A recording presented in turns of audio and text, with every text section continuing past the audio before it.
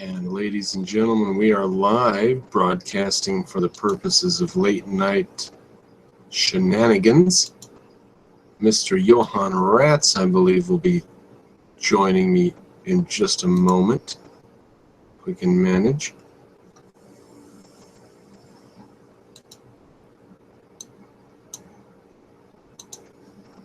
And this is because he is a super duper crazy Platonist, Pythagorean, and several other very distasteful things.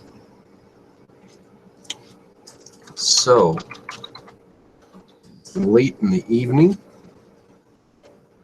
I've had enough that I can sleep well. So let's start a hangout.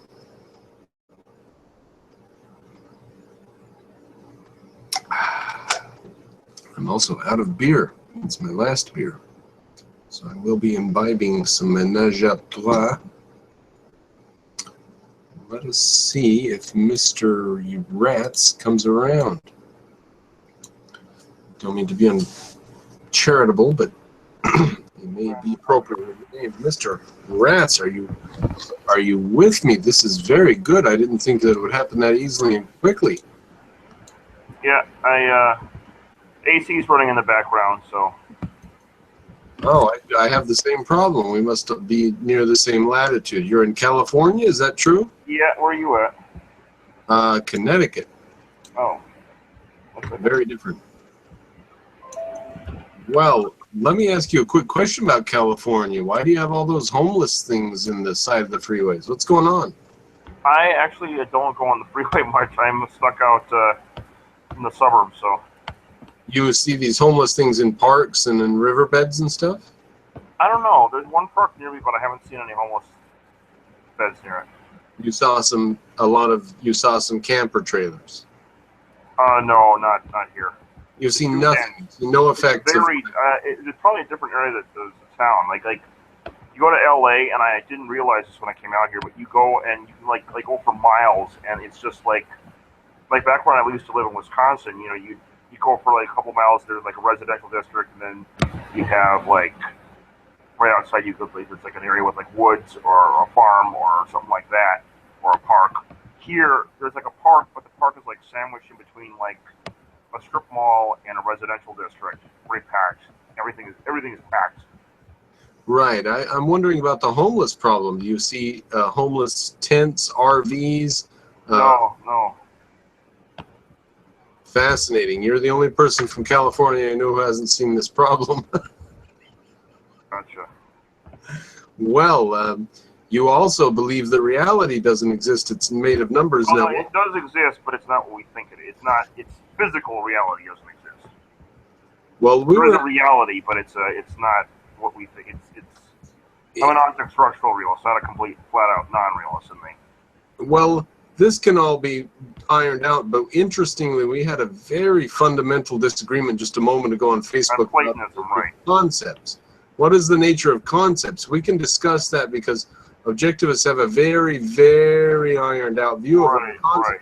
Well, so the example, what's his name, last time I was giving of how we derive concepts, right? We have two objects, and there's a commonality between them, and we can derive, the yellow on the great scientist title in your book, and the one corner of the screen, and the live button in the other corner. They have a commonality that both of them are yellow, right? So a commonality between two objects is the basis of a concept for you. That's what yours. I'm repeating yours. I'm saying there is validity to the concept, the idea that, the notion of how you get an idea, right? No, well, I would correct you only slightly. The essence of concepts is measurement omission. Measurement omission? Yes, like let's just take the simplest case of two tables. One's made of aluminum, one's made of wood. One's 30 feet long, one's 5 feet long. You just ignore all the measurements. It's made by humans in order to put objects on within a house. It has legs. It has, sorry, I know. It doesn't need to have legs. It can have one leg. Oh, that's true. A leg. Yeah, you're right. So measurements, like how many legs, what's it made of, approximately how tall there's some basic features of it that they all share in common. That makes sense. Yes. Now the basic features, an objectivist would say, is the context. So a coffee table has a different context from a dinner table, so you don't conflate them. Right. Now, we can do that with atoms and galaxies as well. It's a very simple system. You just take out the measurements, whatever you're measuring, leave it aside and tell us what's the commonality. Yeah. Okay, that makes sense. So the commonality minus the... Why do you say commonality? Because when I talk about a table, I don't need a commonality between other objects. It's just tables. Between tables. Between tables. Right. Okay. It's a specific commonality between specific objects and not other objects. Well, let's put a little tab mark on this disagreement, because I think measurement omission is the more important or more essential thing to look at. You're saying commonality. So I think somewhere down the road, commonality is going to get you into trouble, and okay. measurement omission is going to clarify. The more fundamental thing is that the notion that you arrive at concepts by looking at the outside world first, right? I actually agree that that's valid. I mean, with maybe the exception of very few, like the eye, or like something that's genetically, like monkeys have a genetic predisposition to fear snakes, right? Well, instincts are not knowledge, are they? Because right, but you know that you have an instinct. That's knowledge, right? So, well, for the most part, let's even forget all that. Let's just assume that all knowledge that we have arrives at from stuff about the outside world, right? All right, we'll use that assumption and go ahead. All right. I mean, I'm not quite certain I agree with that, but let's assume that anyway, and let's play with that. So my point is, you can have a completely kind of empirical view of the world. Objects first. Then our concepts arrive from those, right? And so then we have ideas in our mind, and that forms the basis of knowledge. It's not you don't know it automatically just by looking at the outside world. It has to appear in your consciousness first as, I look at the yellow button, I see yellow, and now there's yellow in my mind, and then I can use it. I can recognize that, as knowledge within my mind. I think we should go over that just a little bit. You're a bit confused. I think look at the fact that a baby is born, and what do they see? Can you tell me what does the baby see when he comes out of the womb? They lay him on the operating table. They've slapped his butt or whatever. Go ahead. Talk to me about what the baby sees.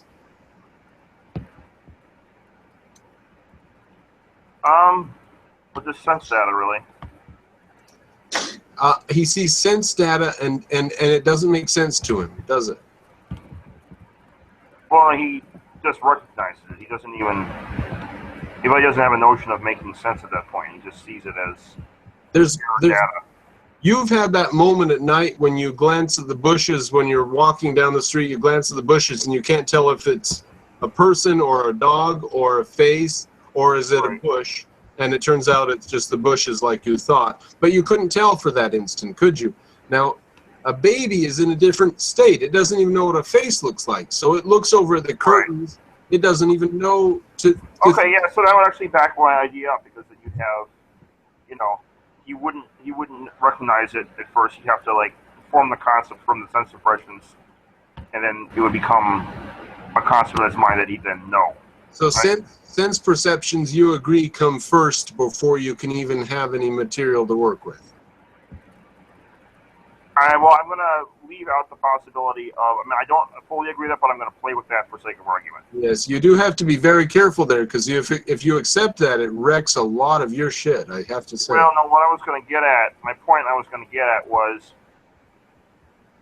okay, so I don't fully believe that. I think there are, a few basic things that may, like the Cartesian ego falls outside of that. But you disagree there with the whole, sense deprivation experiment you thought of. We put that aside, okay? We're just going to say, let's assume you're right, and we're going to assume all the stuff comes in through the sense data, right? Okay. Even then, what I'm getting at is that that's how we come to know the concepts, right? It's how the concepts first appear in our minds, right? So what I'm getting at is that that's the epistemology of concepts, okay?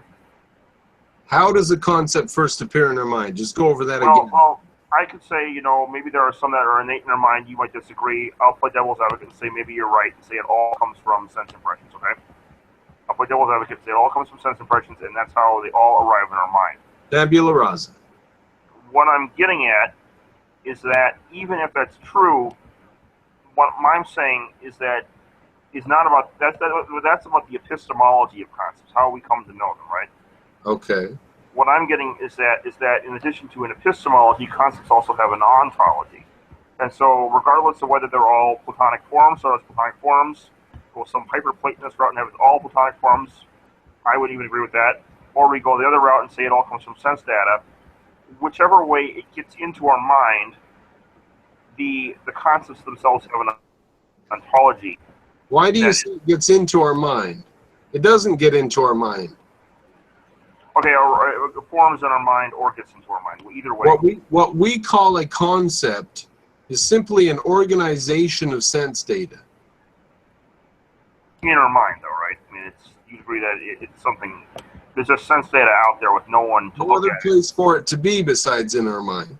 So a concept is an organization of sense data. In our mind, right? There's no other place for it to be. Okay, so good, we agree there. All right, so organization of sense data in our mind, and the point is that has the sense data itself in, whether it's especially in its introspective state, it has an ontology. It's there is a thing that we're referring to as a concept. Well, we can conclude an important thing, which is that if you don't have sense data, you do not have a concept. Yeah, I mean, I don't fully agree with that, but I'll say I'll take that on board as devil's advocate. I'll say, fine, we'll go with that. And that's a very, very, very strong point on my part, but do go ahead and accept that and see what you can do. So what I was getting at is, even if you go down that route, my claim is not about how we derive the concepts, okay? I can, go with your epistemology for that matter, right? But what I'm getting at is, even if we go there, we still have to account for the ontology of concepts. Not how we arrive at them or how they're produced or etc., but what they are as a substance. Well, I've just said what they are. I've just said what they are. Sense data, okay, but sense data have a... Okay, what I've said, if you say ontology because you're granting metaphysical existence to these things, but I'm saying that a concept is nothing but sense data. Full stop. Well, a little problem with that. Full stop. Nothing else. There's nothing else. There is a little problem with that. You want to float? It is correct in a way, but in order to get you have to go the Neoplatonists or the ego stuff, but we're not going to go there because you're just going to drive you nuts. But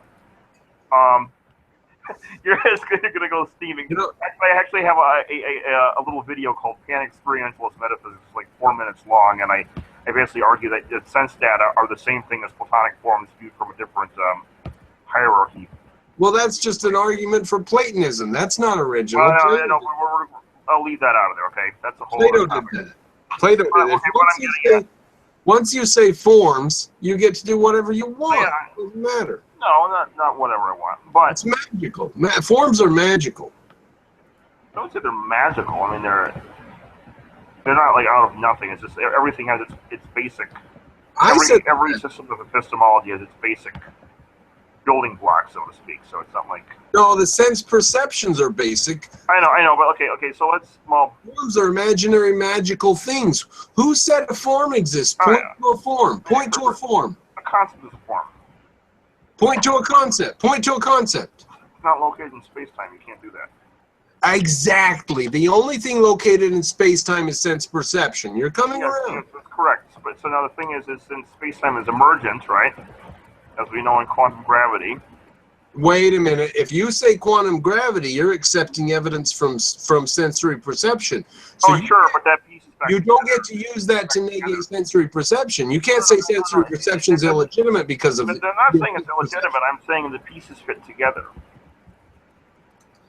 If you use sensory perception to say sensory perception is not legitimate, that's... No, I'm not saying that at all. I'm not saying that at all. I have a very, scientific model that will base on that sense perception, which says that we're in a matrix simulation and God's mind made of platonic forms outside space-time. Look, okay, so put that aside. Okay, we'll go back to the issue of platonic forms. We concede of the matrix, all right? Okay, so if you close your eyes, you have knowledge based on past sense perception, right? You saw yellow in the past. You can go to sleep and dream about yellow based on concepts in your mind that were arrived at from prior sense perception when you were awake, and so on, right? Granted. All right. So my point is that's different in mode anyway from the yellow that you see out in the world. It's a concept in your mind. It's based on sense perceptions. You arrived at it from sense perceptions, but now there's, if I were to somehow push some magical switch and delete all yellow from the universe, you'd still have the kernel of yellow located in your mind that you remembered from back when there used to be yellow in the world, right? Well, granted. Okay, so that there's a concept in your mind now that's yellow, right? There's an actual thing that has an ontology, and it may not be in space-time kind of ontology, but it has some kind of existence as a something, right? The result of sense perception. Yeah, it's a result of that, but now there's an actual thing, Even if it's arrived at from as a result of sense perception, there's an actual thing in your mind that is... It fails to be more than the sense perceptions that add up to it. Well, on my idealist ontology, I don't have a problem with that because they all arrive. That's sense perceptions and Platonic forms are the same thing, viewed from two different. I'm overstating my case slightly because I can allow the integration of the sense perceptions for induction. So I'm overstating my case slightly, but even a concept which is induced is only a concept which is an integration and an inducement from sense perception. Okay, that's fine. So you derive it from integrating it from sense perception, okay? Okay. Okay, but now my point is regardless of how you got there, right? We take the objectivist route to get there, we take a Humean route to get there, we take a Kantian route to get there. I don't like Kant much because he makes a mess of epistemology elsewhere, but, take a Platonic route to get there, a whole variety of ways to get to the concept, right? But once you have the concept, however you got there, whichever epistemology is valid to get there, you have this concept, and the concept has an ontology, which is independent of the epistemology you used to arrive at that concept. Why do you say that? How is that the case? Why can it be the case? I can't divorce them. I can't divorce them. Why can you? Well, even if I don't divorce them, you still, after you've arrived at it, say it's only the objectivist approach which is right? Okay. I have all the tools that reality offers. What the hell tools are you using? Well, what I'm getting at is that it's not a matter of how you arrived at the concept. It's a matter of what the concept is ontologically when you have it. There's a thing there. I don't see a difference between them. Let's give an example. Let's talk about tables. Okay. You have tell an me idea of about a table. tables. I'm looking at a table. I have three tables in front of me on this side of the room here, and I look at the table. I close my eyes. So I can, I have this concept of a table that was right from my sense perception of the table just before, right? You got that concept from measurement omission. Yes, I got it from the sense. I derived it from the sense perception, right? From measurement omission. Right. But the point is now, however I arrived at it, through measurement omission, sense perception, and so on, I have this image of a table in my head, right? From measurement omission. Yeah, and that image is an actual thing. No. It's not a thing in the physical object sense, but it is a thing that exists that has an ontology to it. No, I don't grant that. What if I don't grant that? Your whole shit falls apart, doesn't it? I really Most of them were an impasse, then, I guess. Yes.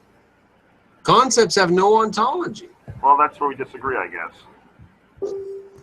I think they do, because I see them in my head, and there's a thing there that I can point to in a figurative sense, not in a physical sense like my finger, but I can, refer to it and say.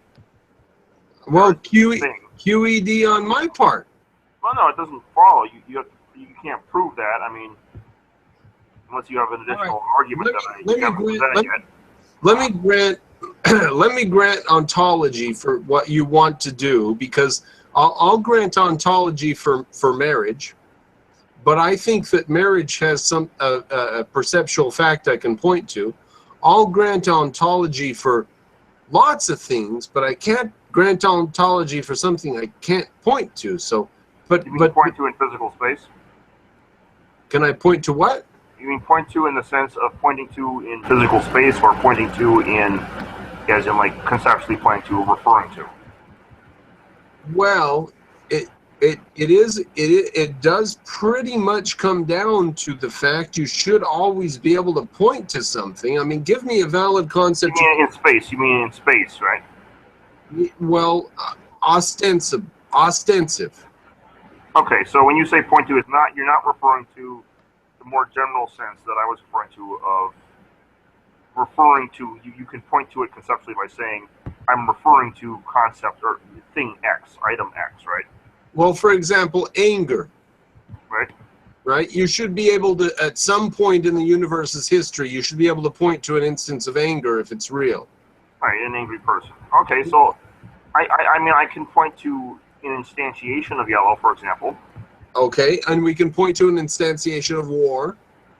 You Okay. know, war is not one individual versus another, but we should be able to find an instance we can point to and say that's a war. Right. Okay, you cannot find an instance to point to say this is an idea in Johan's head. Well, no, because you're assuming that necessarily all instances have to be instances in space-time. That's a very strong case that I make, and it's very difficult for you to Well, the problem with that is I can already, even if we reject my Platonic epistemology and so on, or not ontology, I can, integrate that more with, an empirical approach that, or even an Aristotelian approach to knowledge, which, kind of surprised you there a bit. But even without that, even if I go a purely, say a purely positivistic approach, which is, in my opinion, too empirical. Even to go down there, I can still point in a broader sense of the term, as in refer to something that's outside space-time. And namely, the reason I can do this is because space-time is emergent. You know that from quantum gravity. So. What do you mean? You say emergent. It emerges from something more fundamental. So there is physical reality in space-time, and that emerges from a deeper, more fundamental level of reality. Something that's that that's physics says. The 1800s would have called the ether or something like that, right? It doesn't have a spatial extent, though. That's the catch. Well, space comes from the ether. The fact of space is an effect of the ether. Fact, yes, but there's this is specifically the concept of emergent space-time, is that what's going on beneath emergent space-time is not actually in space. And I'll give you an example of this. You no doubt have heard of the concept of the phenomenon of quantum entanglement, where you have two particles that are vast distances. They separate between. There's no signal going between them. There's no. They're not like trick particles where it only looks like they're signaling like that. Right. What they're discovered is that the subfabric of space-time, it does not. It's closer together. It's not as far apart as we. Right. We see it at a big distance. In reality, these two particles that are on opposite sides of the galaxy are actually right close together to each other outside space-time. Right. And the space-time that we see that those particles are separate from each other in is very much like the separateness in space inside of a video game, for example. The particles are right close together in the hard drive, in the CPU, and then at the next level up, they're in the computer game, and they look like they're really far apart, even though they're right close together. Well, I mean, there's been some very basic arguments done about metaphors. Richard Dawkins cautioned against using them too widely, and I'm sure it's been said before. Right. The problem with that is they've reduced this further with things like holography, and then they've, drawn some deductions from holography, like the ER or EBR correspondence and so on. And they've actually found that you can make a very solid argument that space is, number one, an illusion, and then number two, derived from quantum information. So the notion of a of Well, reality is it's robust. When you get to quantum gravity, it's a very robust thing, and this is the case whether you're in the string theory camp or the loop quantum gravity camp or the causal dynamical triangulations camp. now I don't get your leap when you say you've explained space. Let's just say I grant you that. You've explained space now. And you say it's an illusion. That I can't see. That's quite a leap. Well, it depends what you mean by an illusion, I suppose. It's a construction. Let's put it that way. You've explained it. I've explained it. It has the exact same ontology as the space in a video game. So now you can say that the space, if you identify the space in a video game as an illusion, then you can say this shares the same features of the space in a video game, so therefore it's also an illusion. But maybe you have some kind of ontology and you identify the space in a video game as real, in which case I can simply say, instead of saying it's an illusion, I can say it's a construction from information outside space. And I can say this is the exact features of a video game space, and so it shares a commonality with a video game. Real space, we'll call it our space we live in, shares the commonality with video game space. Yeah, I'm afraid I can see what you're doing is fragmenting reality into different sections or something. I mean, look, if you explain what space arises from, you still haven't explained yourself away from the fact that space exists. And if you explain I don't like that. Space you exists. still have time. Space and time exist. It's just, what are they? Are they a construction, or are they, like the video game exists, right? That's a real thing, even though you seem to have some sort of an ulterior motive to say that it's fake or a construction or an illusion or a delusion or a mystery. Those are just the words that the physicists themselves are using. Yes. True. That comes from the physics itself. It's not like an ulterior motive. It's go in there. Like Fatima Markopoulou, for example, she said she's a world famous loop quantum gravity theorist. She was saying just space doesn't exist, right? Yeah. Well, you don't find anything suspicious about that, huh? No, it's her statement of that is actually pretty common in the physics. Like Lee Smolin is the other famous loop quantum gravity theorist, and he wrote a book called Three Roads to Quantum Gravity, and he was saying he had this one section of the book where he says that the space that we see, he said that when we're looking out at the world, we assume that it actually is as a three-dimensional world as we see it. That's just a mystical assumption. In reality, that the scientific view is that it's more like a flow of information on a computer. Mystical, yeah. They're willing to dismiss it that quickly and that. He gave a whole book explaining why. Well, okay, fine. So you don't find that. Well, you don't think that's suspicious that they want to dismiss reality as a fantasy? I mean, it sounds crazy, I suppose, to say that we're all in the Matrix, but it follows naturally from. It's evil. It's not one or two of them. It's like all of them. What are you? You're making my point for me. QED. Well, why would they all have a motive, a hidden motive to do that, right? I don't know. Why is Europe being destroyed? I think it's the same thing. Well, look at it like this. Modern physics is being destroyed in exactly and precisely the same way that modern Europe is being destroyed. What motive would they have? No difference. What motive would they have? There is no motive. Destruction. Nihilism. Do you know what nihilism is? Yeah, I'm not a nihilist by any stretch, though. I'm able to use idealism. Sir, you want to destroy consciousness and reality. No, it's based on consciousness. I don't know how you could destroy it. Your argument is that consciousness and reality are a delusion. No, I don't think consciousness is. I think consciousness is the one thing that can't possibly be a delusion. So you want to destroy the universe? I don't want to turn it off. We'll be left with only our mind. I mean, that's how an objectivist is going to hear what you want to say. No, it's still external to our mind. It's a construction, but it's not from our mind. We still operate in it as though it's a real world, and it's not like a Kantian thing where we stop at sense perception and say we can't know beyond sense perception, so therefore we're just going to go on blind faith. It's not like that. It's saying that there is a reality behind what we're seeing.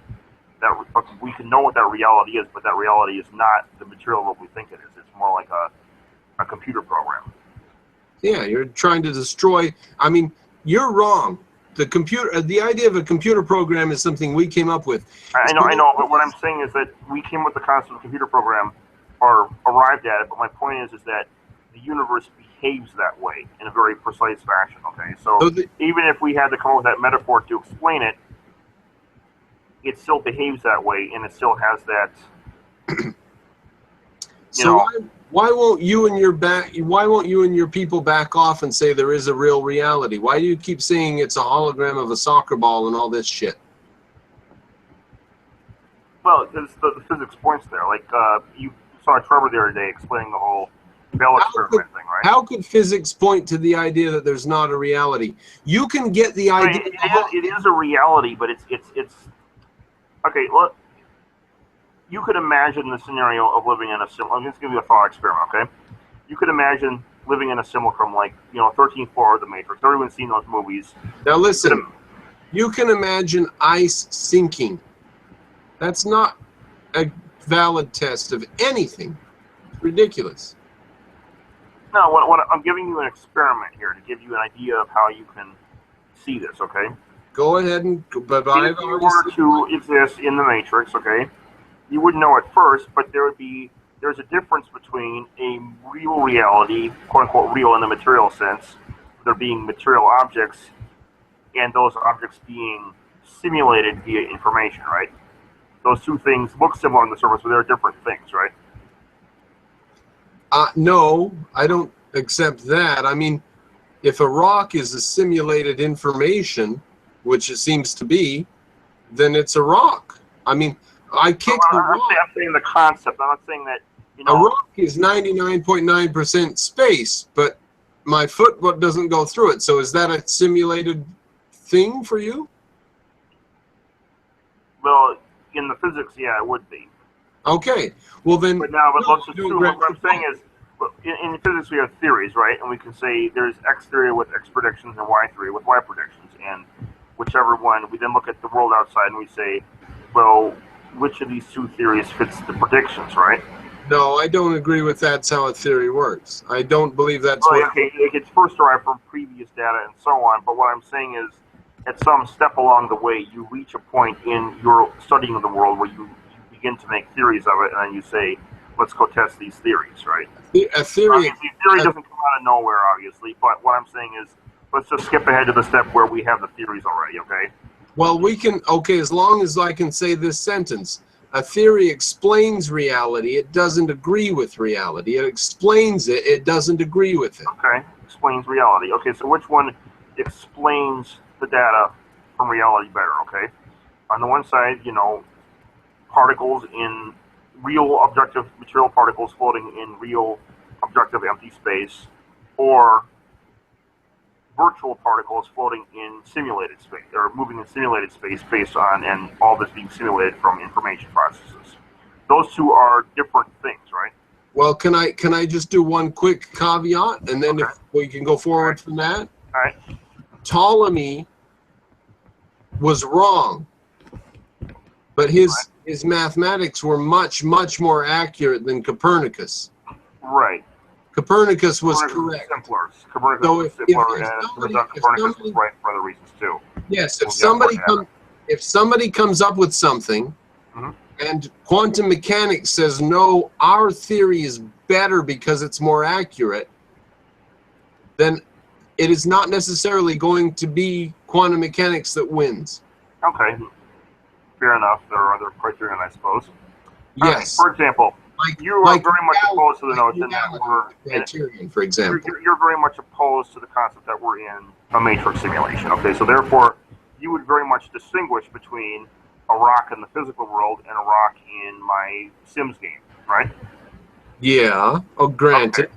Okay, so those two things to you are different things, and one of them is, in your view, a real material object floating in objective empty space, right? The other one is a simulacrum of what you think of as a material object floating, living in a simulated space generated from information on my hard drive, right? Granted. Okay, those two things, on the surface, they look very similar. If you don't know what one's in a virtual reality and the one's in a real reality.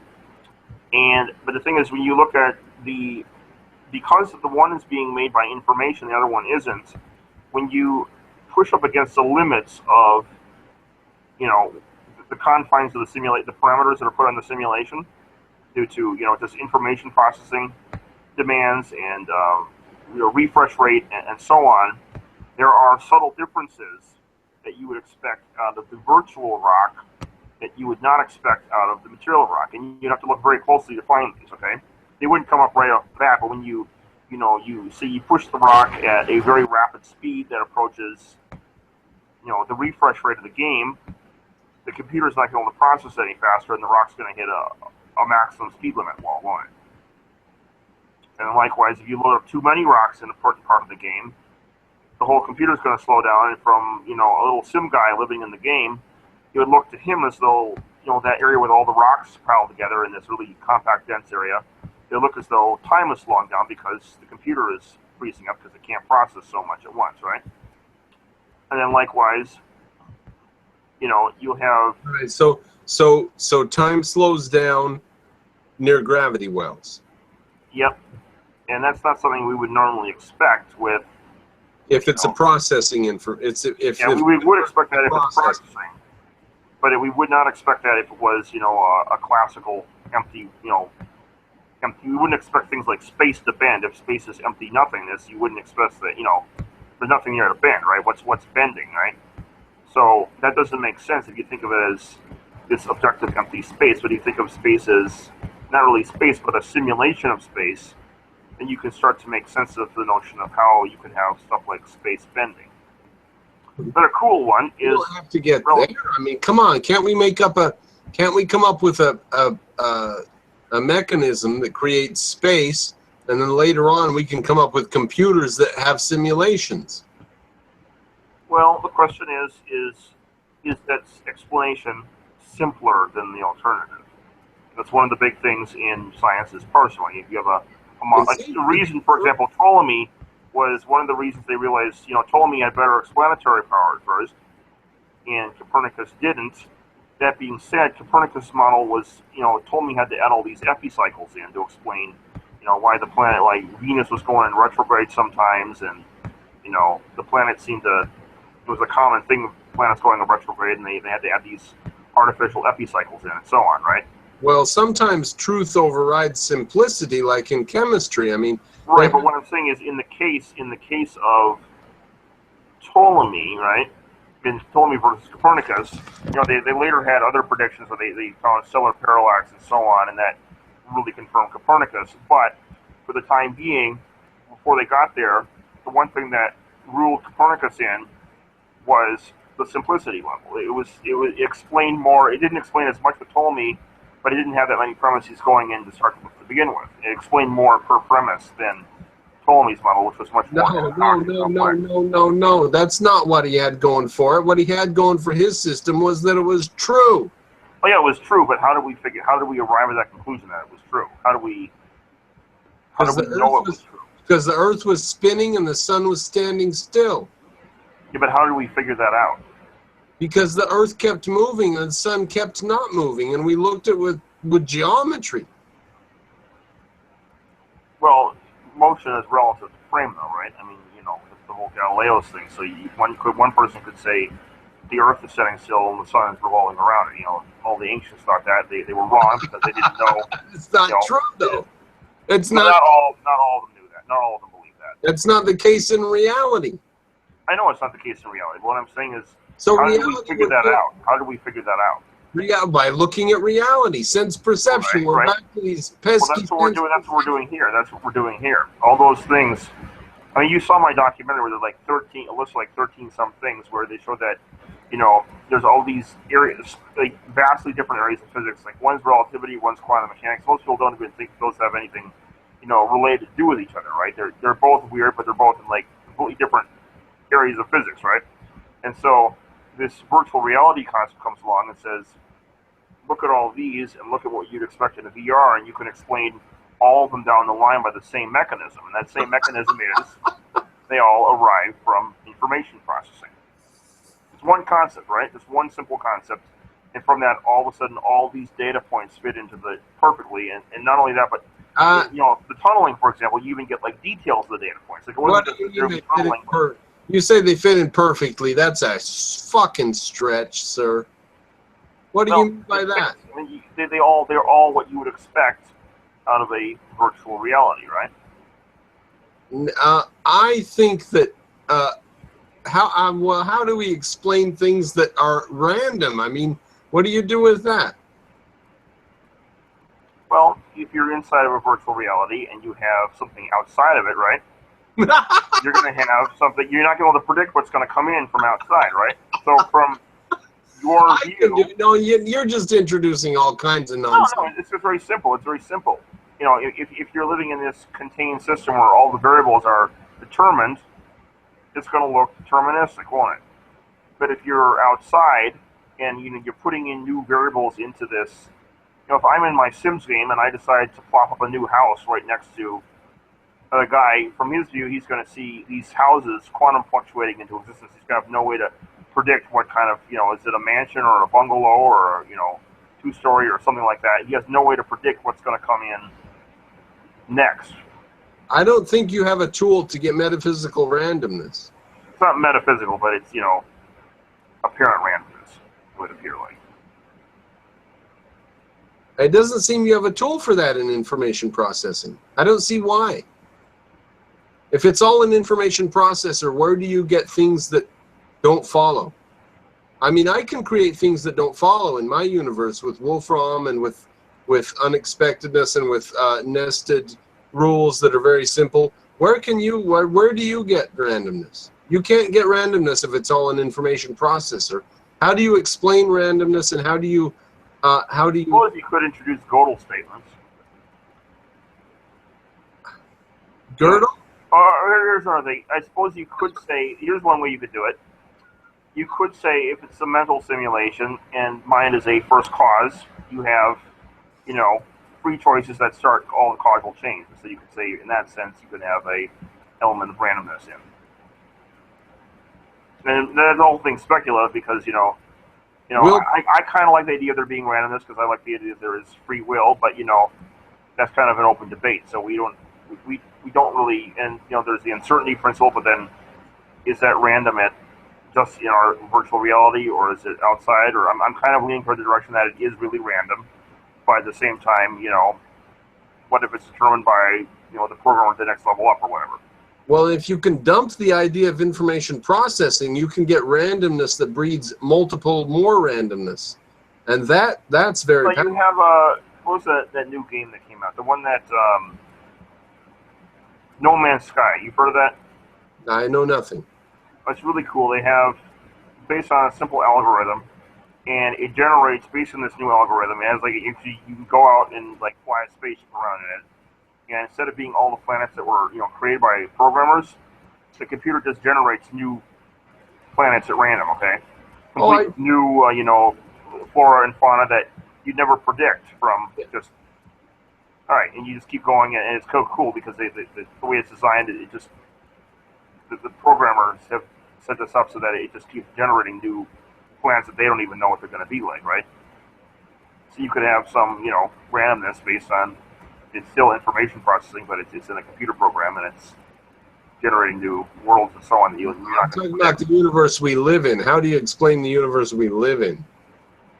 Well, I'm giving you an example of that, right? And what I'm also pointing out is that, we're not even certain if there is randomness, true randomness.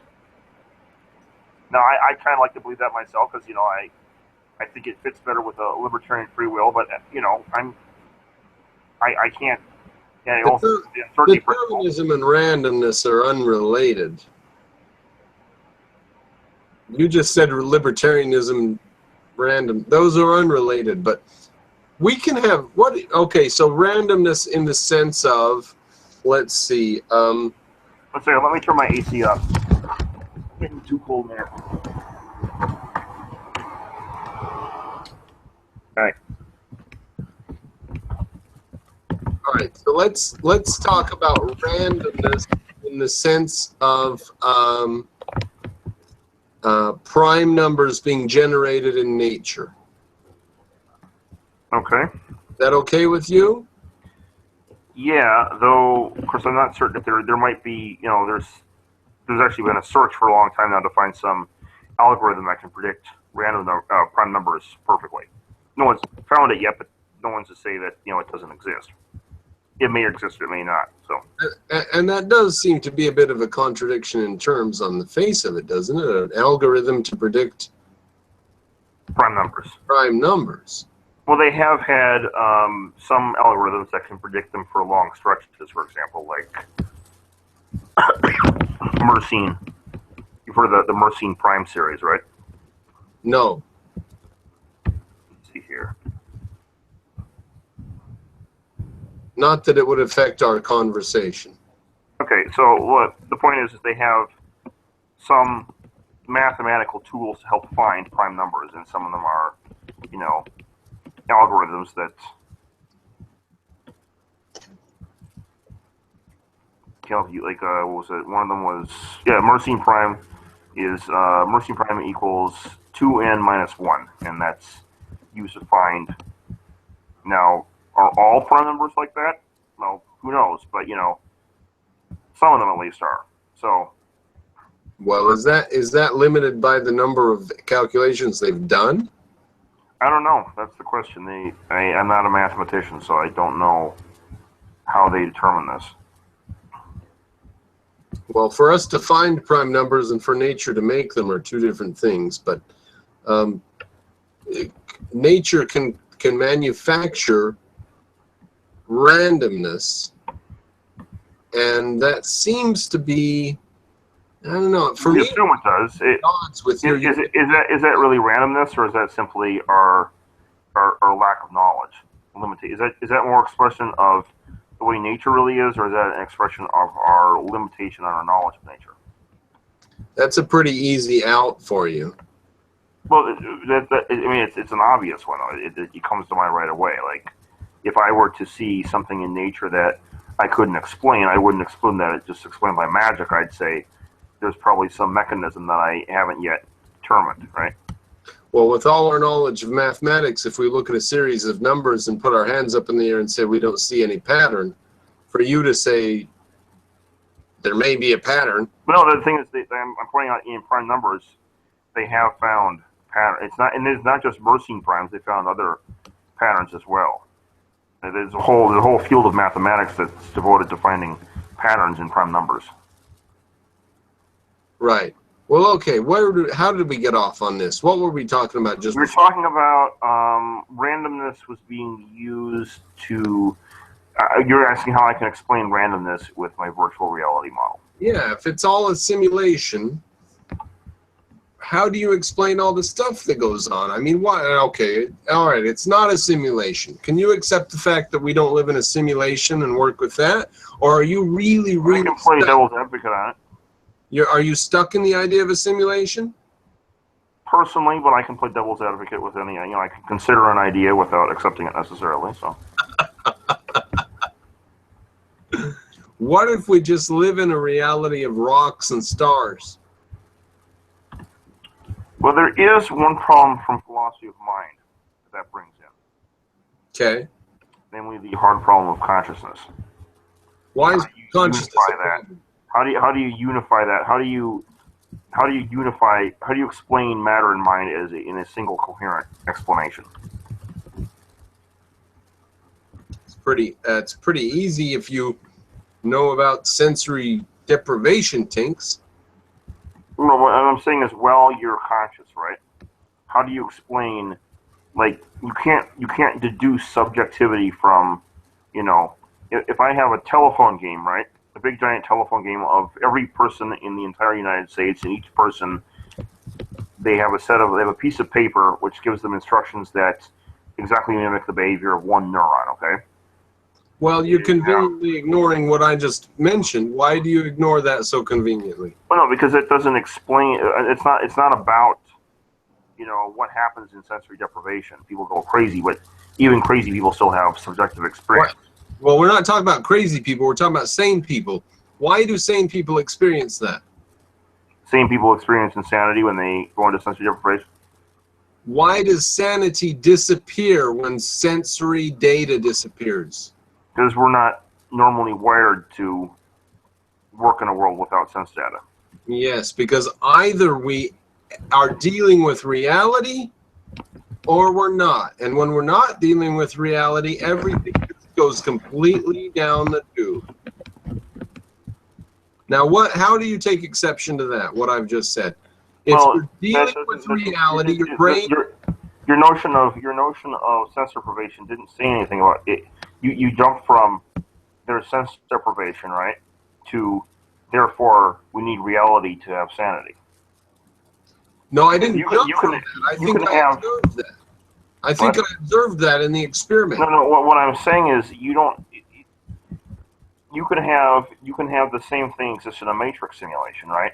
You know, Neo's plugged into the pod of the matrix. Why do you jump further? He's not having. You talk about the experiments that have been done and that are real. Can you address those, or are those a destruction to your theory and your way of thinking? No, it's not a destruction at all. What I'm saying is you jumped. You've gone from you've taken a non sequitur leap from the experiments to therefore reality must be real, or physical reality must be real. Well, I'll tell you what, Johan, we have some very intelligent people watching, and we can just allow the viewers to judge on that. If you want to defend yourself a little better on that, go ahead. Okay, so say you're in the matrix, right? Neo's plugged into the matrix. No, I'm not in the matrix. Okay, you said you wanted me to defend it. I'm going to defend it with thought experiment, okay? Go ahead. It's hypothetical, okay? So he's plugged into the matrix in this thought experiment, and he's not having sensory deprivation. He's got a very rich sense. It may be a false sense, maybe false senses, but he's got this very rich bunch of senses, flooded into his brain from some supercomputer somewhere. And he's got, he's not going insane. He lives in a world that he thinks is real. It isn't. But in any case, whether it's real or not, he has sense data that allows him to retain his sanity.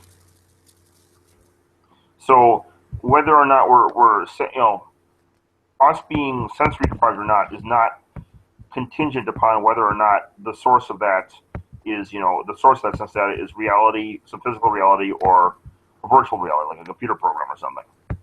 You've heard of Occam's razor. Can't I just use that to just cut the shit out of what you just said? You could, though, of course, in order to determine whether we're in such a reality or not, we, also have to go and do things like metaphysics, which, depending on the outcome, we don't know before we investigate what it's going to be like, what the conclusion is going to be. Once I've taken Occam's razor and cut away a million crazy assumptions. All right, I'm going to give you a really simple Occam's razor, a really simple argument, okay?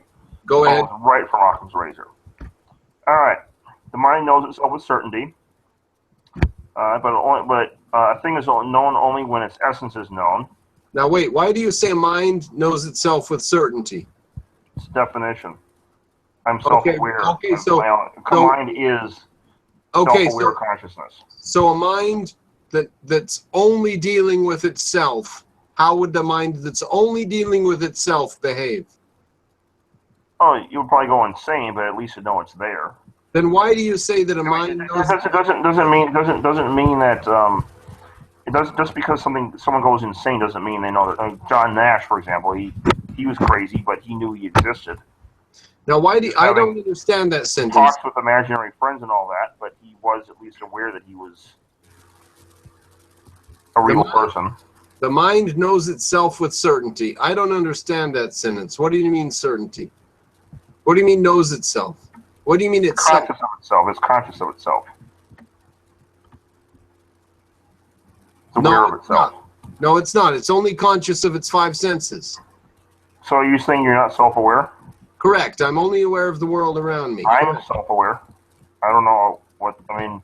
When I fail to be aware when I fail to be aware of the world around me, I'm either asleep or unconscious. Right, but what I'm saying is I also have a property called self-awareness, right?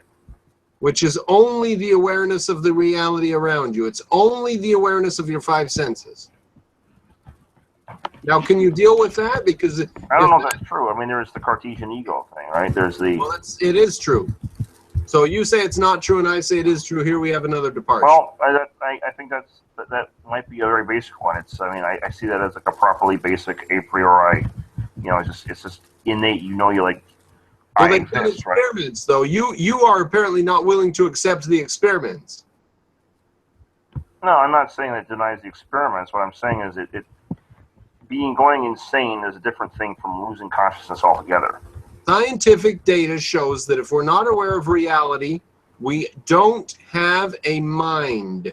Our mind disintegrates, falls apart, and stops being reliable when we're not aware of reality. Well, you said that it's people go insane. Yes. In my Facebook, you said sense deprivation induces insanity. If we're not aware of reality, our mind falls apart. It doesn't exist outside of reality. Going insane is different than not existing, right? Our mind only exists when we are aware of reality. That's not my conclusion. Well, my mind is part of reality, right? That's not my conclusion. That is the conclusion of the experiments that you are welcome to accept or reject. I have to look at those experiments more closely because it sounds... I've noticed this in the field of neuroscience a lot, where people will try to inject certain philosophic assumptions into the interpretations of the experiments that are not actually valid. One example would be functionalism, right? They assume that it's the mind is affected by processes of the brain, so therefore it must actually be a process of the brain. Well, that conclusion doesn't follow from the data itself. It's a philosophic assumption that was injected into the data. And I don't know. I don't see. Okay. Well, that's a bit of a. I'll have to look at the experiments closely because this is a notorious problem in neuroscience. Well, let me ask you in a sentence then. If a person who was cut off from sensory perception began to hear voices and see things and have irrational fears and believe that they were being chased or pursued,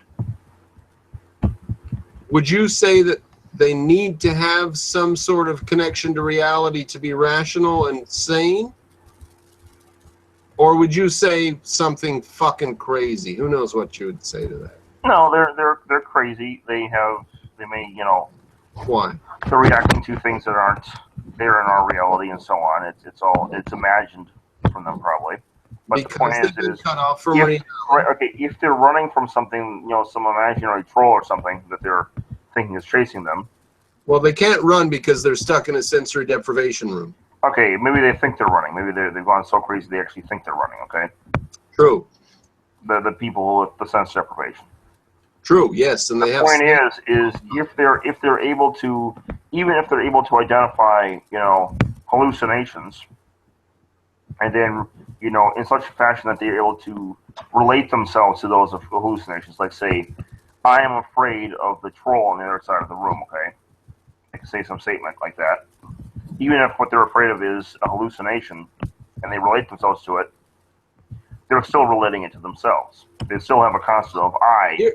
Even if they're relating that I to is something that isn't real or is a hallucination or whatever.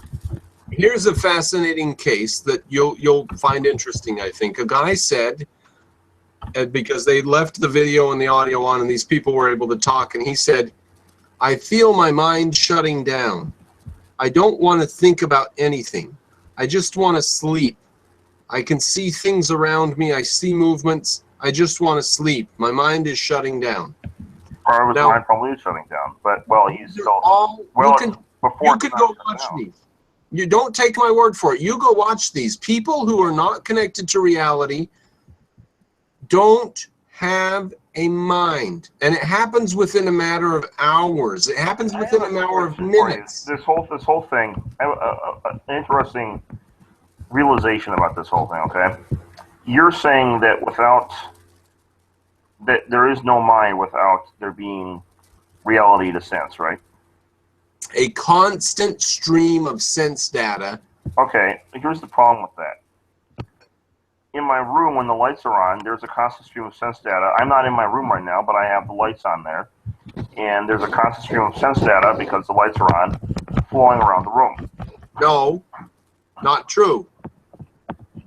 I mean, if you're an objectivist, you think there is actual, a real red pencil on my desk or, blue sheets on my bed, etc. Those things are going to be there whether I look at them or not, right?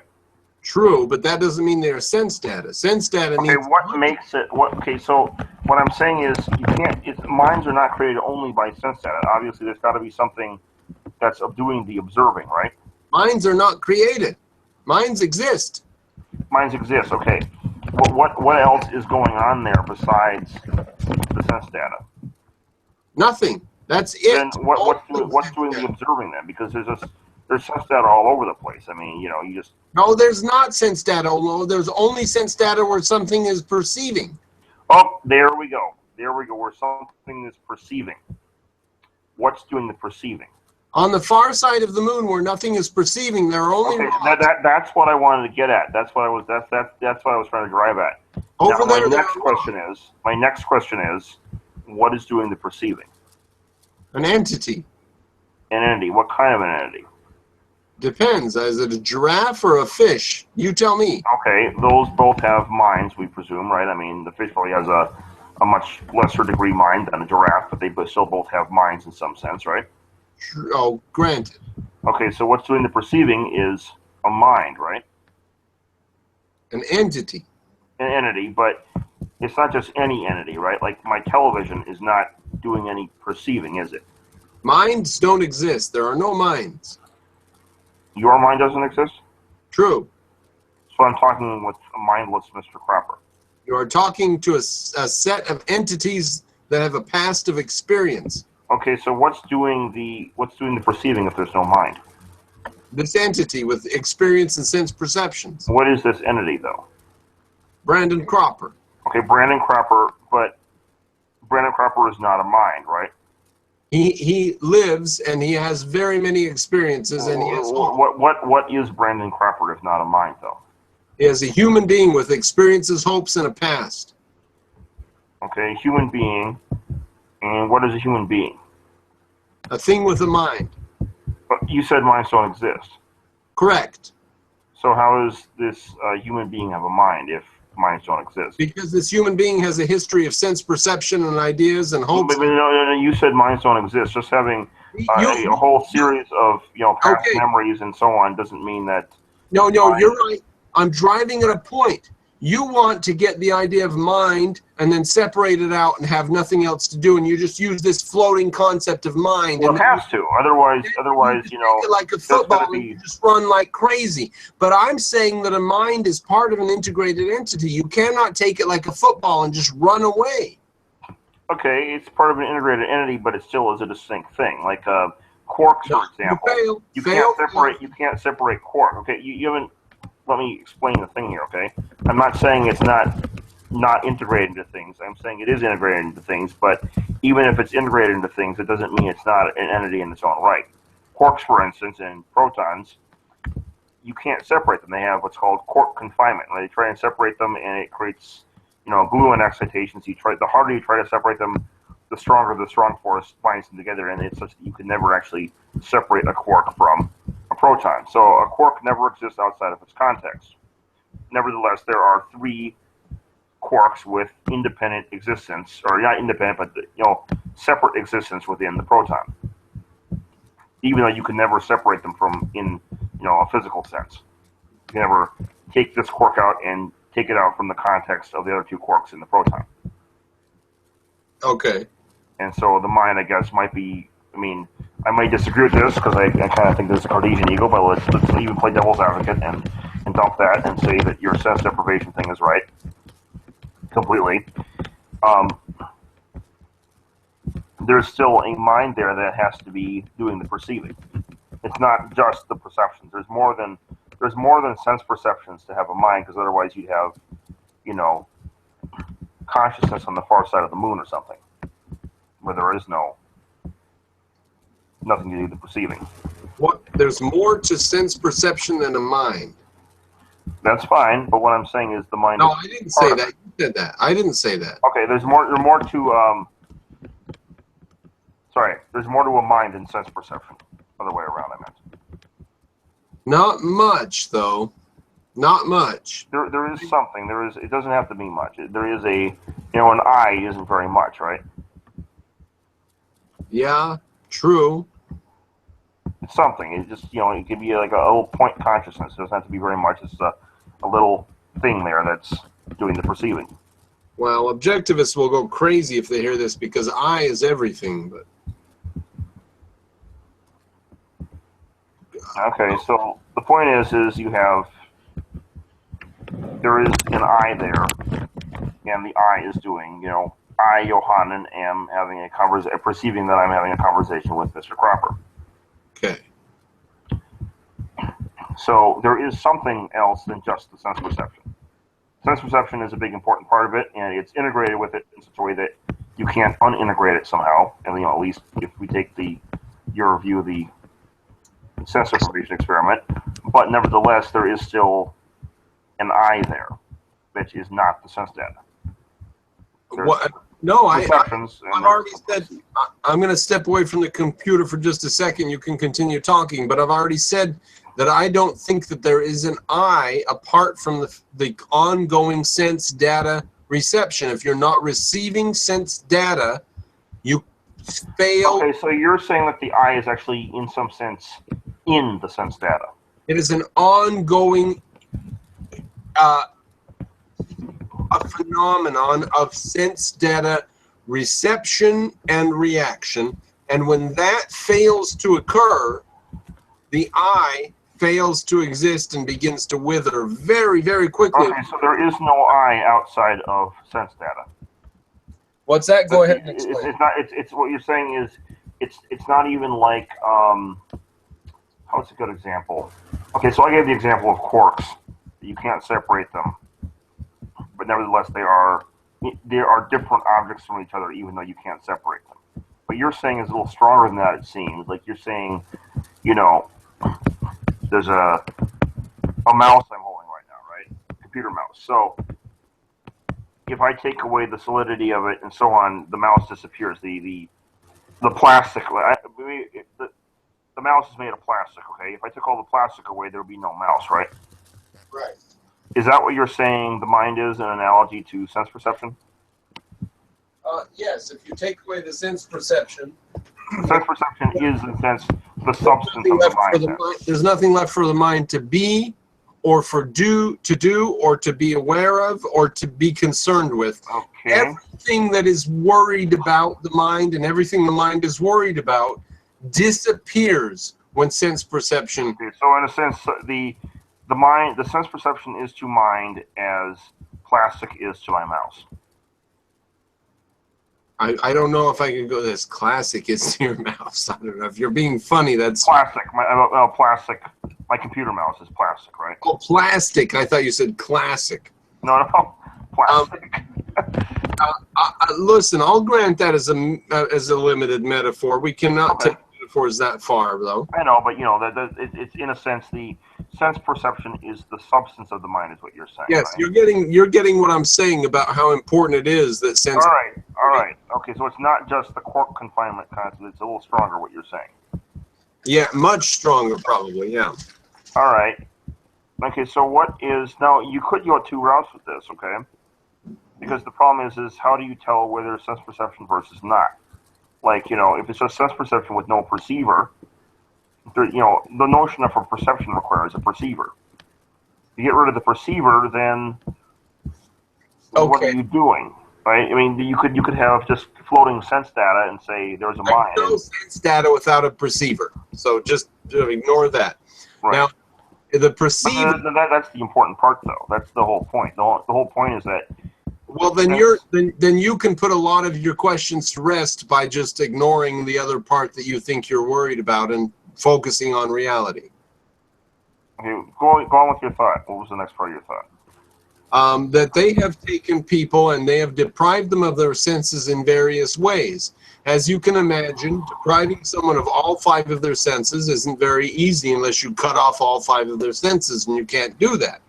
So they have done various things everything from putting someone in a dark room with just a mattress, and it's a very noise-proof room. That's one end of it.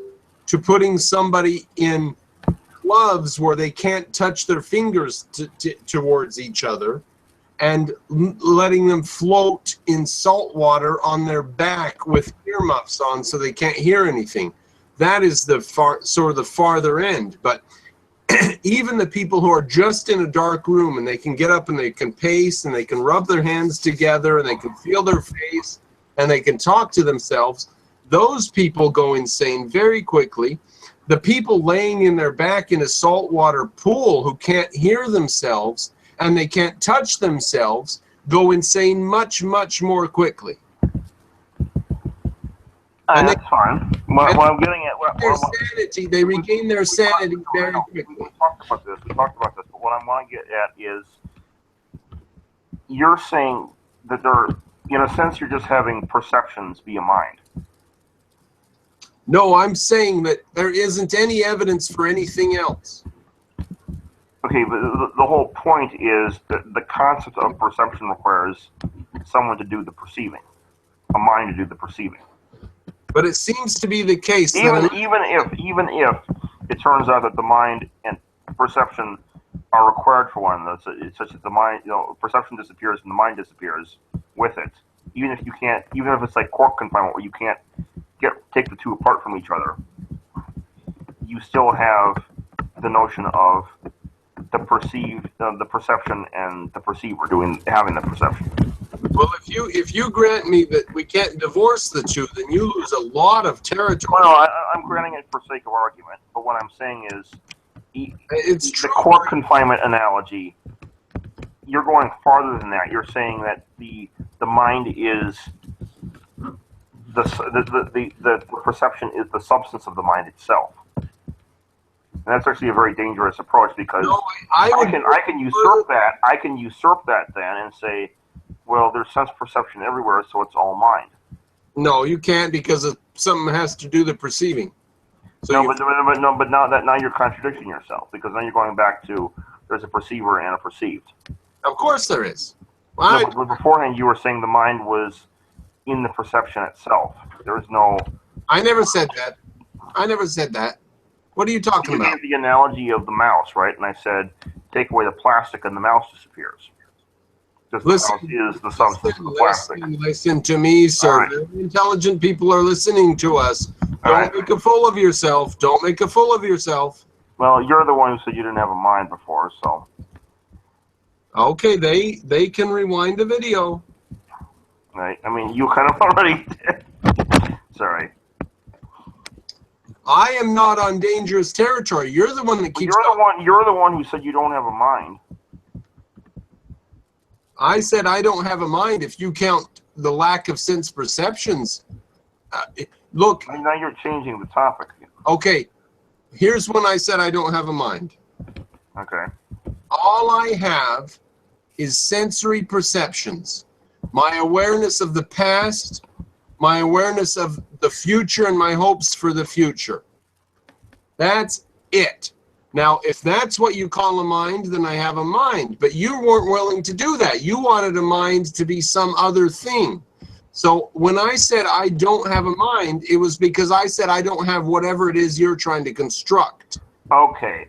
Well, what's doing the perceiving if not?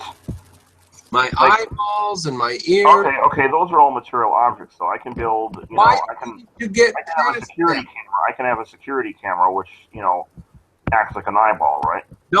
No, you can't, because then you would have to have an eyeball to see what the security camera showed you. So you still have... What I'm getting at is, what's the difference if without a mind inside your brain, right? There's no mind upstairs. What's really the difference between a security camera and an eyeball? The security camera doesn't have an eyeball looking at it, unless an eyeball looks at it. No, why would... I'm not talking about, looking at it with this. I'm saying you're gathering, the thing doing the perceiving is the eye, you're saying, right? Not the eye in the mind sense, but the eyeball, like the eye is in the eyeball, right? And the fingertips and the tongue. And the ears, and all right, okay. So let's just concentrate on the eyeball for a moment, okay? Now, without a mind there, an eyeball is just, it's a fancy collection of biological materials, right? I don't want to go down that road. Why do you want to go down that road? Who said there's no mind there? No, what I'm saying is if we assume there's nothing extra, okay, no I in the Cartesian sense. Who assumed that? I don't assume that. You think there is an I in the Cartesian sense? No, I think that there is a brain that has eyeballs and an ear and nose and mouth and skin. Okay, so I create a computer program which exactly replicates the behaviors of all the neurons in my mind, okay? And that I can then replace that for a big fancy CPU that mimics brain activity, just like my brain, and I have a security camera wired up to it. All right, I have to just make a note that you're going off into science fiction, but go ahead with your science fiction. Okay, so what's the difference in principle between that and the biological equivalent of that? The one is science fiction, the other one's reality. Okay, well, hold on here. Now, let's suppose that I took that computer and I instead of the chips, I developed some fancy biological chips. This is science reality, okay?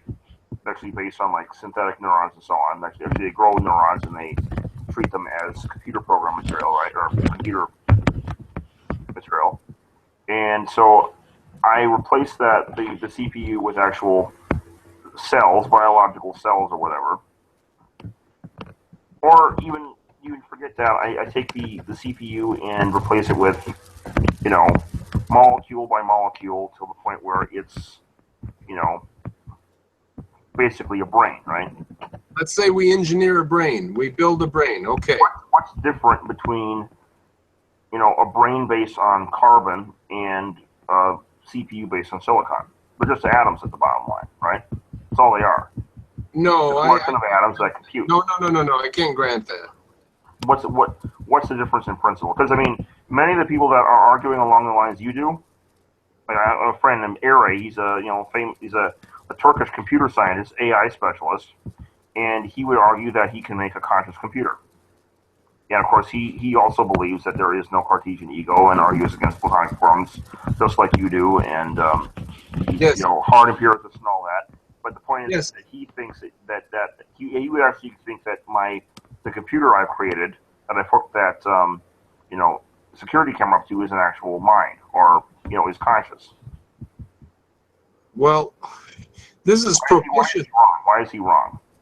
This is propitious that we can discuss this at this time because the objective. I argue he's wrong. Well, the objectivist community has come out and said that artificial intelligence will never be conscious, and I am in the camp with Elon Musk and company who think that artificial intelligence could be dangerous, and I don't think it has to end up being conscious. I think it could be dangerous without being conscious. Okay, do you think it could be conscious yourself, though? Well, to be conscious, it would have to have some sense of danger about its future, some means of reproducing itself which were in jeopardy, and some understanding about the world around it, about how to go about those various things. And so the only way we can create a conscious program in that sense is to create life. So what now? Sort of the field of artificial life, right? Like you heard of the one time they had the robot. They actually made a robot that was making baby robots, basically. When was that? It was several years back. I forget when, but it was in the news for a while. They had a robot that was programmed to make more robots. That's brilliant, and that'll be the future. That's what we know.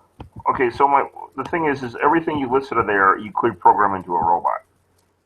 Yes. So why wouldn't that robot be? Do you agree with? Are you in agreement with the other objectivists that AI will never be conscious? Well, when we create something that's conscious, we'll have to have respect for it as a new life form. Okay, but how would you were saying that the computer with the that exactly mimicked the brain that was connected to the security camera would not be conscious, right? Right. But the equivalent brain that does all the exact same processes, you know, It does not do the exact same processes. The brain cares what happens to its wife tomorrow. The security camera doesn't. program those in as objectives. That it's following a program. That's not. Okay, so there's a difference then, you admit, between the computer following a program and Mr. Proper caring about his wife, right? Well, we can revisit what I said just a moment ago, that to get a real consciousness, we would have to have a computer that had the potentiality of failing and the understanding of what it means to succeed, and the fact that if it doesn't succeed, it ceases to exist. They've had those too. The little AIs that learn from mistakes, and they actually have a game. This was some years back too, where you'd have a little artificially intelligent bug basically running around in the game, and you could zap it when it did certain things you didn't want, and it would actually learn from those mistakes and move on and develop new strategies and so on. Yeah, we will. And it had a sense of self-preservation insofar as it would not want to be zapped and so on. Well, in a more important sense, it did what it was told. Okay, how do you tell the difference between doing what you're told and having, legitimate concerns?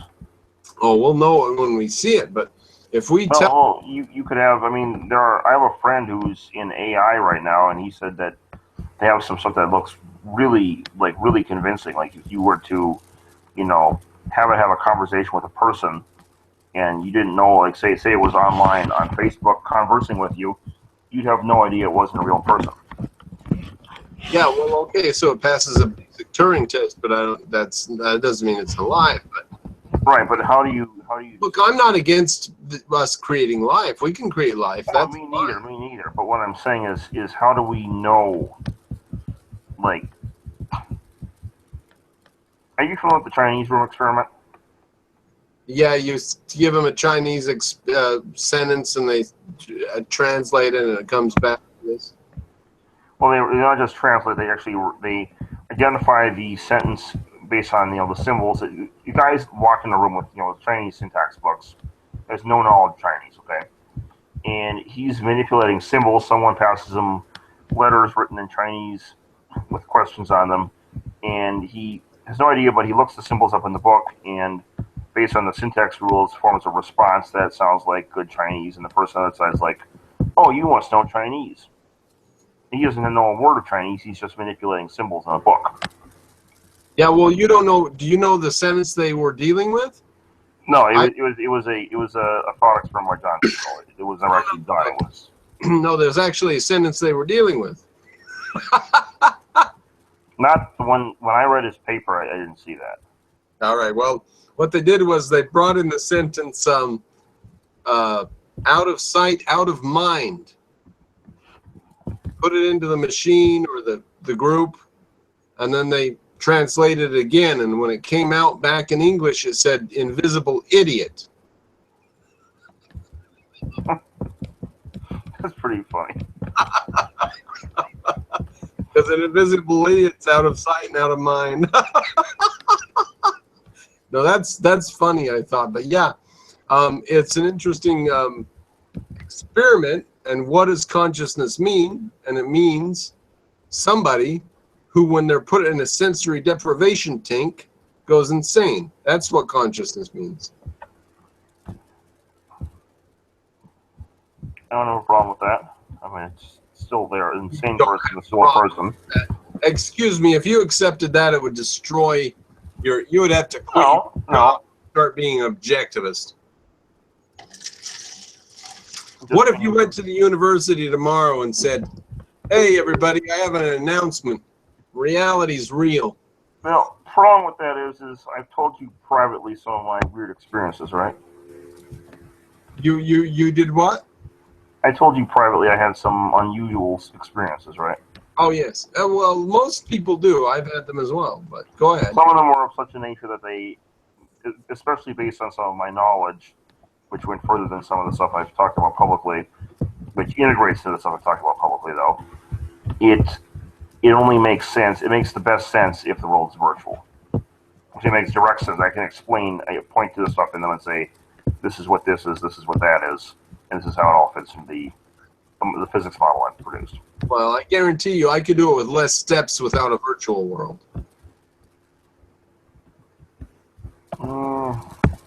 Maybe not as likely. We may have to disagree there. Okay, let me give you just, I don't even need to recall the exactness, and we don't need to mention those, what the exact details were, but let me give you two groups of monkeys in the ancient savannah 200,000 years ago.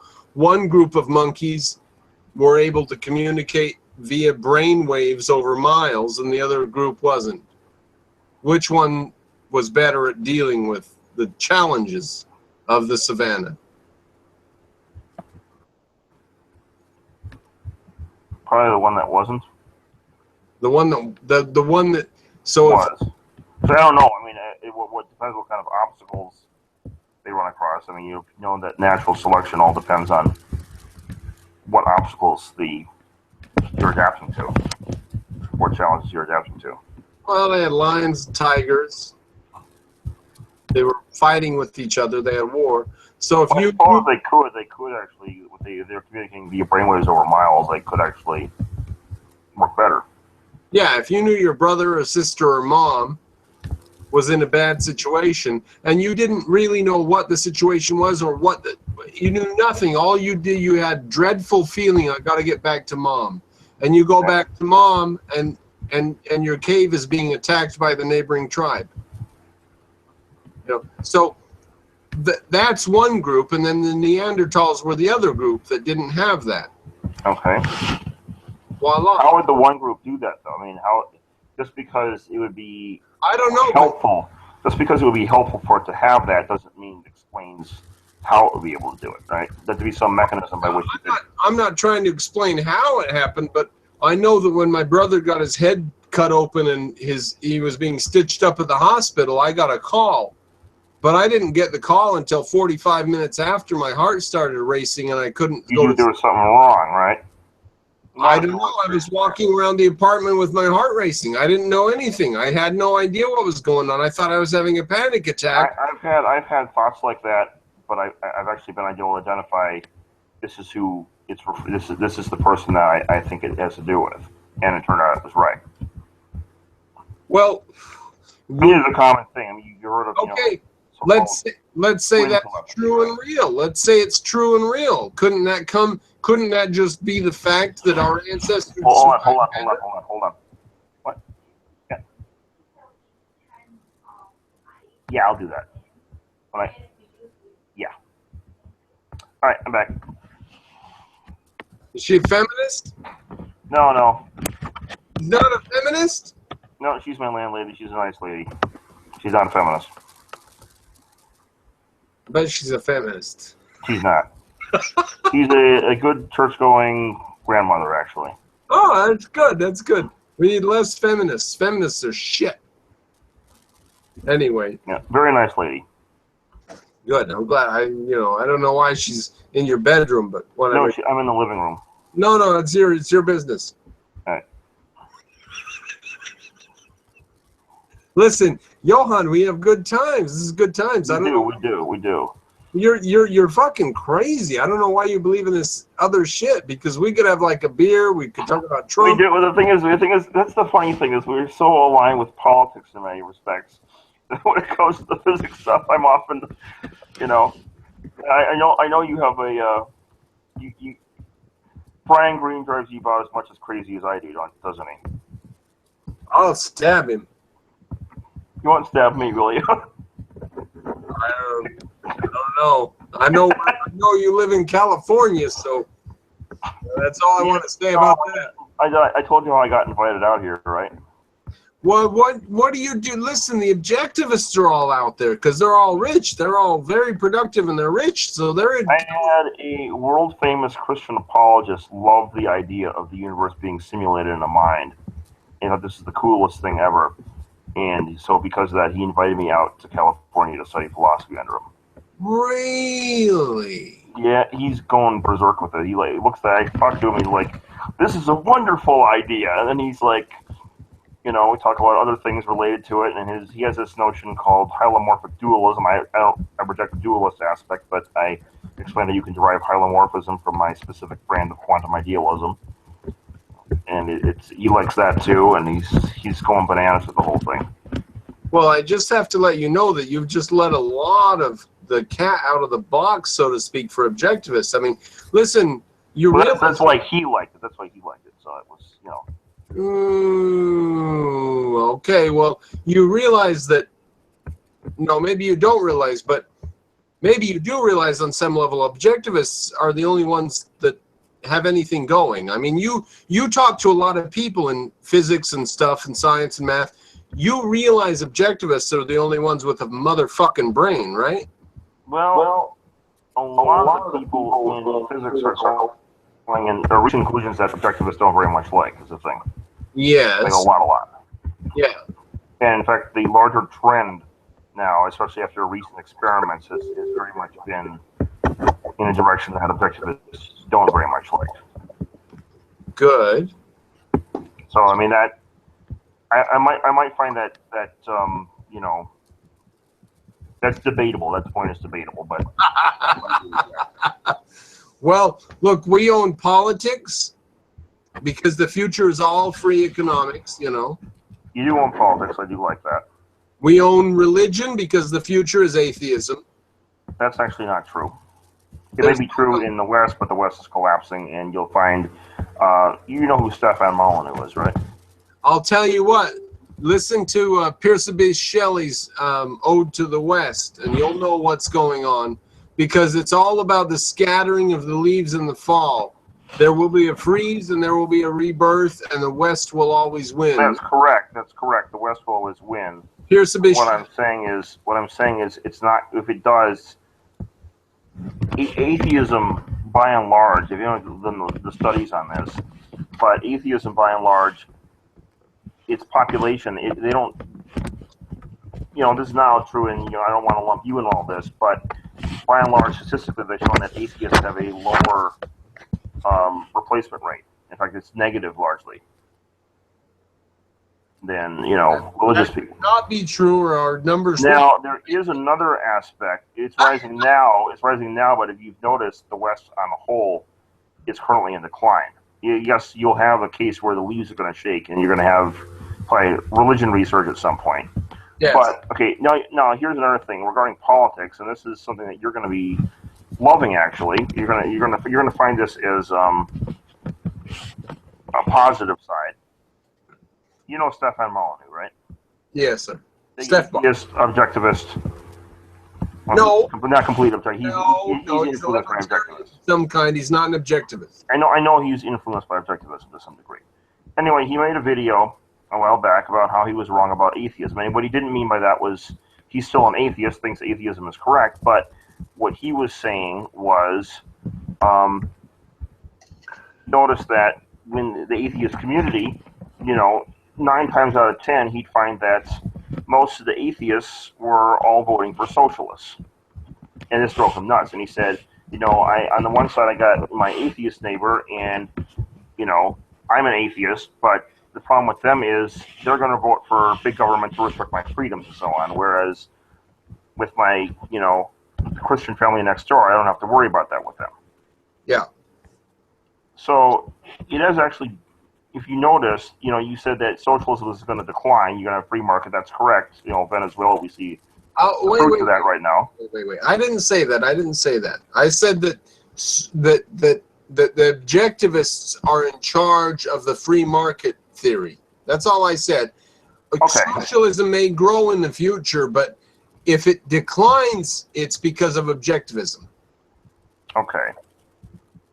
I know it's a strong claim on one sense and a weaker claim on the other sense. I know I'm sort of weaseling Okay. it, but all right. Credit for things that may or may seem not like that. You have seen, though, that socialist economies, by and large, they collapse eventually. Well, obviously, but why do they occur? They occur because it's such an easy path. If I say to you, do you want a plate of food, or would you like to go work for 8 hours? You're going to go for the plate of food. Now, let's suppose we add on a little deterrence, okay?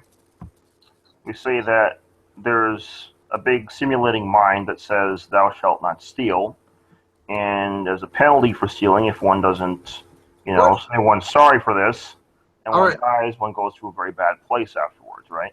Where does one get by adding all these things? Well, the point is now you suddenly have a deterrence mechanism, don't you? Someone is not going to be as likely to go stealing if they're going to end up in a, getting all toasty after they die, right? Oh, come on, I have a deterrence mechanism. I already have that. The thing that you're trying to deter against deterring is the welfare state. If we can just do away with the welfare state, we don't need a deterrence mechanism. The little problem with that, there is more of them than there are of us. Well, that's what guns and... The problem is, I know, but the problem is then you have, you're not just going to go use your gun to go defend, you have to pay taxes, right? You can't just go and, say, it's not just a matter of, some welfare bum coming to your door and pointing a gun at you and saying, give me your stuff, right? Well, if you want to close it down to today and my street and my house, but what if we talk about history and the United States of America and Thomas Jefferson? Right, but, that's going to be quite difficult to do given the current, the government is run by a socialist. I mean, you agree Obama's a socialist, right? Yeah, but Trump's not. Trump's not, and I hope he wins. I'm not sure he will. The polls look kind of nasty, but... Go Trump. Go Trump. But we agree on something. Well, I'm not too excited about Trump. I have to say, he scares me neither. He scares me too. He's better than Hillary. That's about it. That's it. That's extremely important too. That is very important. That's very, very important. That Hillary's very bad. Hillary will take your guns away. No. Or she'll try to. She'll try. She'll fucking fail. Anyways, I don't want to get... I don't like Scalia. Scalia died. Like that, and they're saying Clarence Thomas might retire, which is... Scalia and Breitbart, very suspicious. Breitbart especially. Oh, Breitbart especially. You hear he... there's some... He died so fast. He was going to announce something that day. He was going to announce something that day, and then he starts red-faced, and then his coroner, he died of some kind of, cyanide poisoning? I think they said Breitbart died of some kind of poisoning, right? Of some very unusual substance. Or they were suspicious of it. And then his coroner was going to do an autopsy on him, right? Guess what happened to his coroner? Died. He also died. Yeah. Also suspiciously of cyanide poisoning. Well, I mean, if you don't have a gun, get one. Yeah. So that's my point, the conclusion that Americans need to take from that. Yeah. Yep. This is the Second Amendment. This is it. This is the Second Amendment. Yeah, and so if Scalia dies, Hillary gets in. She's going to appoint some liberal scumbag who's going to, and she's already said, Chelsea's on the campaign trail saying, now that Scalia's gone, we can finally, and when my mom gets in, we can finally implement gun control. Yeah. And I'm like, this is freaking scary. We cannot let that happen. I'll tell you what, it's going to take more than some Supreme Court motherfuckers. That's true, but we don't, if it has to come to that, it has to come to that, but we don't want it to come to that. That'll be ugly if it comes to that. It'll be Waco in reverse. Yeah. Well, it'll be pretty. It'll probably be Waco in reverse. But at the same time, there's going to be people dying. Oh, there'll be people dying, but it won't be the feds surrounding gun owners. I know it'll be the gun owners surrounding the feds because it's going to a neighborhood, confiscating guns and so on. Yeah. And there's too many. There's too many of us. We're not going to put up with it. Especially not now after all this shit with Obama. We've got our eyes are open. We know what's going on. Oh, yeah, I know. I'm kind of worried he's going to pull some martial law. He could pull some martial law stunt. Or his successor could, maybe. Yeah, okay, with who, though? Who would enforce it? Because a lot of the people are oath keepers. That's true. Though you have heard what Obama was doing with the military, right? Well, I know he's recruiting special groups. He had a test, and he said, on that test it included a survey, and some of the questions were, would you, if ordered, fire on American civilians, right? And most of the people said no. Some of the people said yes. Well, the people who said no, guess what happened to them? They got fired. They got fired. The people who said yes, guess what happened to them? They got promoted and were used. Exactly. And how many of those people do you think are forward-thinking Americans who are now in those units and are playing along? I don't know. That's a good question. I'd hope most of them relied on the survey. Let's hope a lot of them are forward-thinking Americans. Let's hope there are at least 5. True. You know, it will be difficult for them to do. It will be difficult. We don't want. I mean, yes, we will probably would win in the end, but we don't want it to get to that kind of situation. It's still an ugly situation, too. It's coming. It's coming. We're going to have it. We're going to have a situation. Look at Europe. Look, I think that America's going to be bad, but Europe's going to be horrendous. It's like the 1930s. In America, we're going to have it's going to be horrendous. And in Europe, they're going to have a motherfucking bloodbath. You know, and it's coming. It's coming like the midnight train. It's coming. By the way, I have to get to work in the morning, so. Well, I don't. All right. Good talking to you. It was a good talk, though. It was a good talk. The physics girl was crazy. This shit will be public, and you will have to answer for your transgressions against objectivism. Oh, I love trolling people. You know who I'm planning to troll with that video, right? The documentary. You know, I know what? I told you about Sean Carroll, right? Sean Carroll? He's a famous physicist, okay? Uh-huh. He believes that he's, also a famous atheist and all this. And the thing is but he believes that space-time emerges from entangled quantum information. He has a kind of a matrix view of the world, even if he doesn't adopt, Alice in Wonderland, Sean Carroll. Yeah. Okay. And Sean Carroll, not Lewis Carroll. Oh, okay. Sean Carroll is a famous physicist and also a famous atheist, and one of his physics ideas that he helps popularize is the idea that space-time emerges from entangled quantum information. It was that same physics that I used in my documentary. So that guy he's a wrong idiot. Yeah, the catch is his. Well, you think he's wrong, but I think he's wrong, but I think he's wrong for a different reason. You think he's wrong because his physics you think it's crazy, and I think he's wrong because he's an atheist. But the cool thing about it is his physics. His physics is the first premise of an argument for God that I created in the video. Physics is the first premise for God. You're a theist. Hold on. What? Okay. Well, that's the whole. Okay, I gotta get to bed. I gotta get my ladies. All right. Good night. That's the whole notion of a mind simulating the world. What do you think that is? It's unbelievable that you believe in God. I can't. Well, it's a scientific model of God, though. I mean, what do you think the whole notion of a universe being simulated in the mind was all about? I don't know. If you're ever going to be accepted into objectivism, you're going to have to backtrack on a lot of shit. Anyway, we're planning to troll Sean Carroll with this, so. Good night. All right, see you. Bye. See you. Bye. It's a perfect troll joke, isn't it? What? It's a perfect troll joke, isn't it? It's perfect. It's his physics. I mean, you can't really say anything about it. I missed whatever you said. It's his physics, so he can't.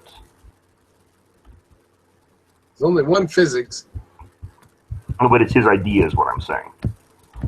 He can't really backtrack on it because it's his idea. There's only one physics. So what I'm saying is I'm using that to argue for the universe being a simulation in a giant mind. You're using math to evade reality? Well, I think it's more than math. I think he's right in his physics. You don't. But I'm using it to reach a conclusion that he disagrees with. We will discuss the existence of God very shortly, within the next few days. All right, see you. Bye. Good night.